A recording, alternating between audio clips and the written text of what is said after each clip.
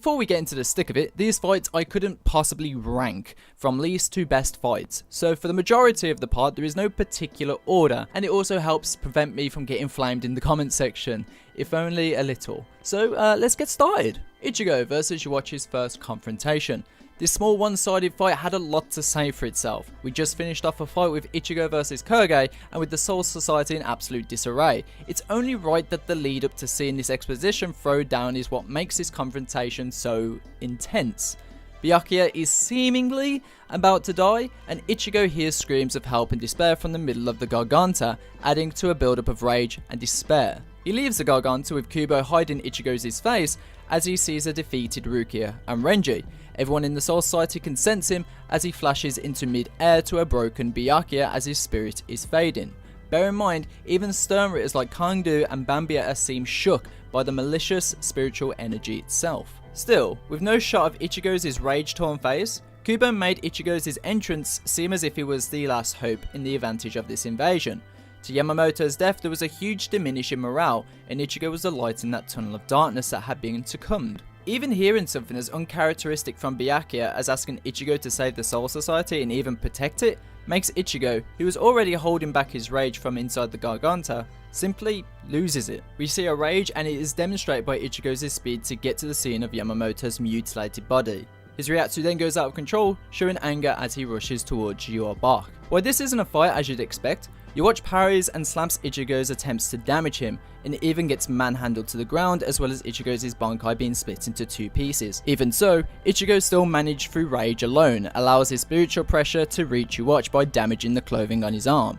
It's impactful because Kubo gave us these amazing shots of Ichigo. He gave us something no villain was able to do for the storyline in such a small time. So to see how quickly the light dimmed through Ichigo gave the audience a sense of suspense, and of course loss. It's simply on the list because I believe this moment is anticipated because of its build-up alone. Uraho has always been an oddity when it came to teasing his capabilities to even the concept or idea of his Bankai.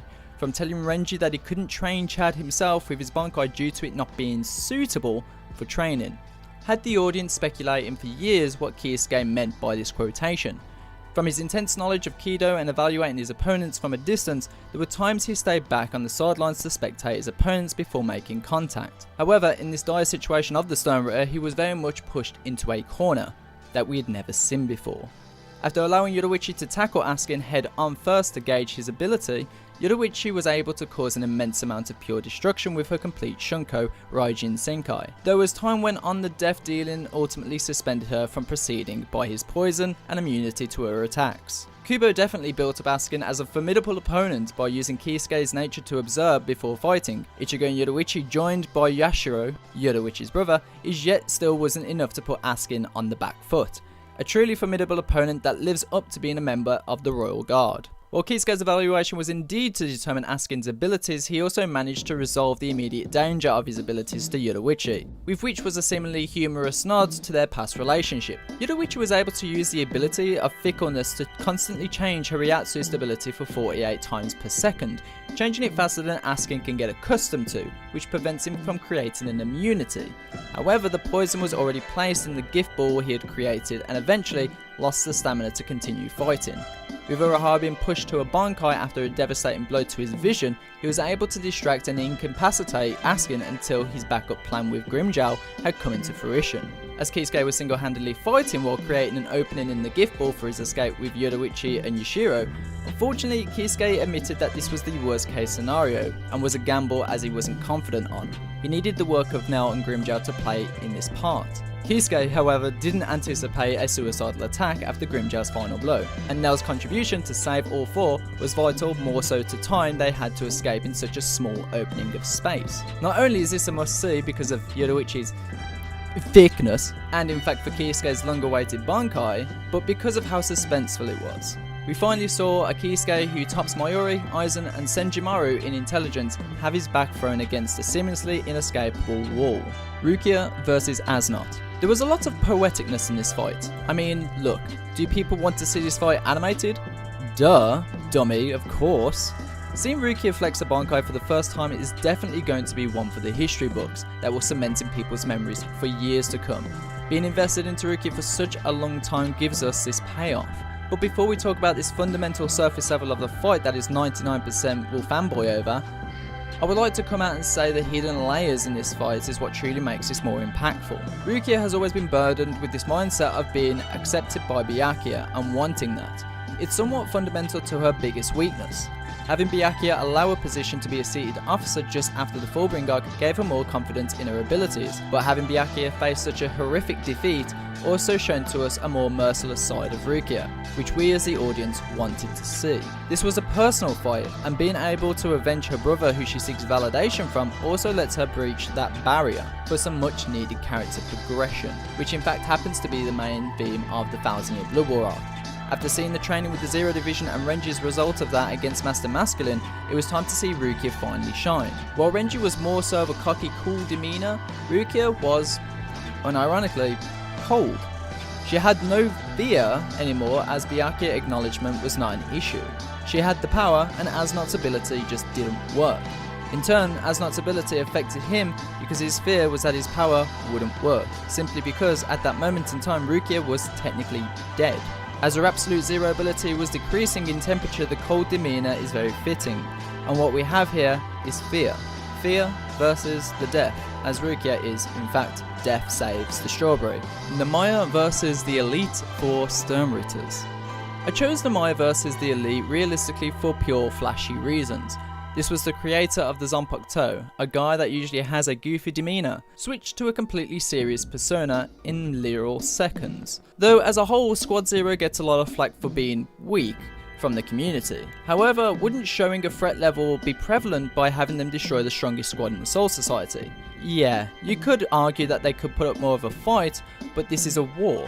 Having a highly anticipated squad being hyped up for years only to be decimated shows how much the threat level the Quincy's were. Let us not also forget that Namaya soloed 4 of these Quincy's single-handedly while other Sorrypush struggled with the army before from the power absorbed from the remaining Quincy army in the Soul Society. Something the likes of Kenpachi was able to accomplish with 3. However, these were not chosen personally by Uwatch himself. And if you still look at things, this was a 4-on-1 matchup. Kurinji, Hakafune and Senjima were only observing from the sidelines until it was too late. Namaya was able to adapt his situation with Askin, understanding his ability quite well in a timely manner, being able to make decisions only an experienced fighter would, like cutting his own jugular to release just the right amount of blood that would overflow his body, and having the synergy to cooperate with his allied squad to replenish and heal his wounds in a timely manner. Regardless of how it turned out, I understand both perspectives, but the pure flashiness of this battle will be such a spectacle for the upcoming anime. Ichigo versus the Quincy's. With Ichigo versus the Quincy's, it's quite the simple concept of Ichigo finishes coming back from the Soul Palace, Kubo displays how fast he is by showing the clock tower before and after he got there, saves Kenpachi and slaps all of them single-handedly. And while we love Ichigo literally flex on 4 opponents, I think the magic here is a nice callback from the Soul Society arc where Ichigo comes back after being away from training, but instead of saving Rukia, he saved Kenpachi, someone he once saw as an enemy.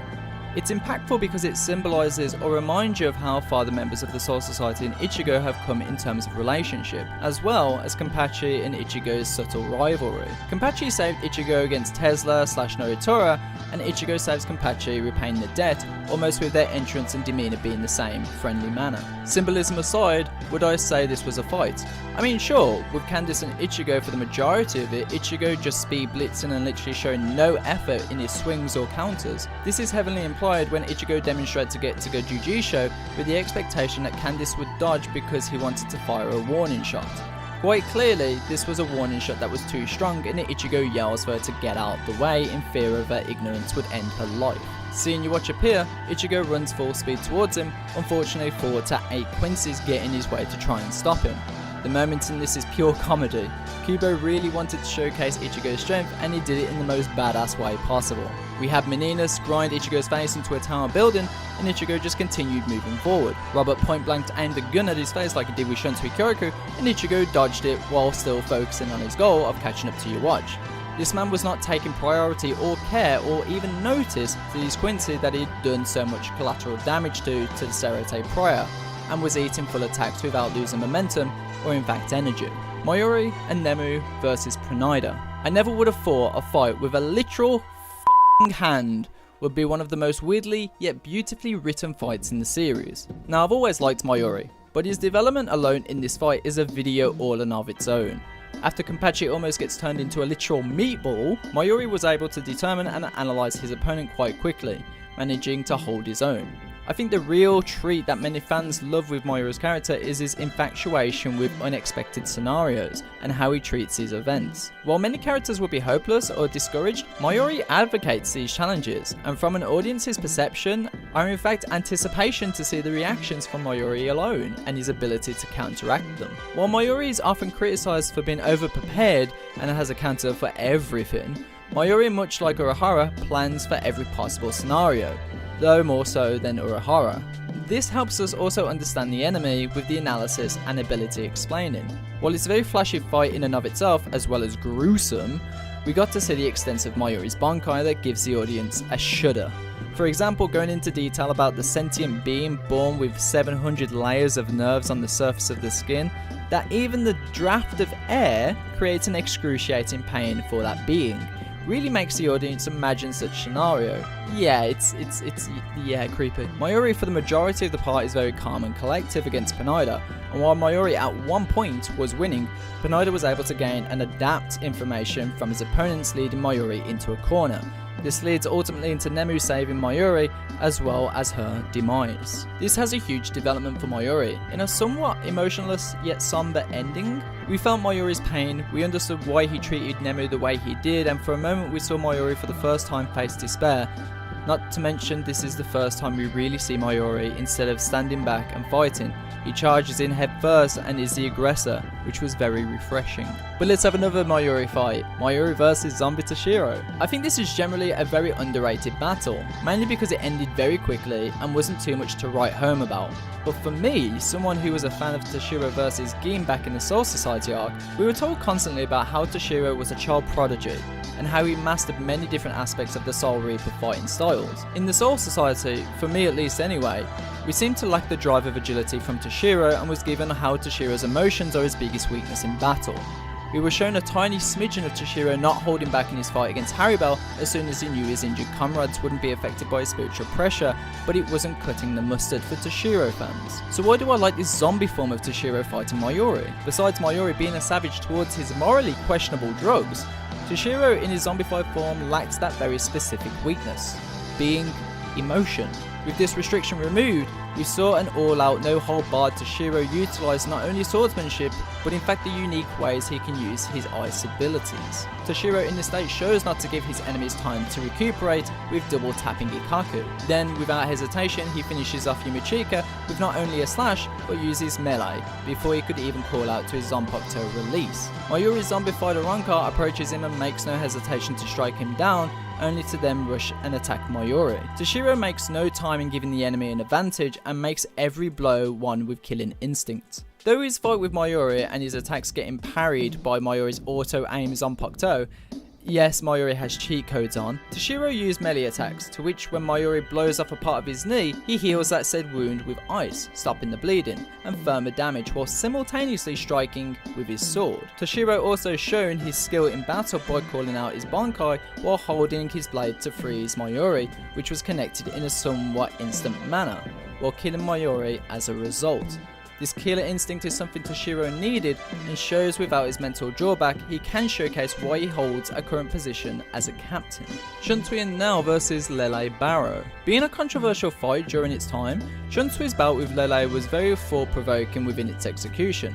I'm not going to talk about the mythological forms of Lele, that's a separate topic in and of itself, but what fascinates me the most during this fight was how you defeat an intangible being made from light. Shuntui's Bankai was briefly stopped by Ukitake within the fake Karakura town battle, and it was stated that too many people would have been involved within its radius, given a lot of suspense towards the capabilities that Shuntui holds. Naturally, after witnessing this fight, it's clear to see why that is. Shuntui bases his attacks from his enemy, or should I say anyone within this area of effect, manifesting from child games. This ability was one of the select few that would work against Lele, or as Kubo would lead you to believe. I'm briefly going to go over these abilities as there is still confusion to this day, and something the upcoming anime may really make a lot more clear cut, so my interpretation may be, well, take it with a pinch of salt.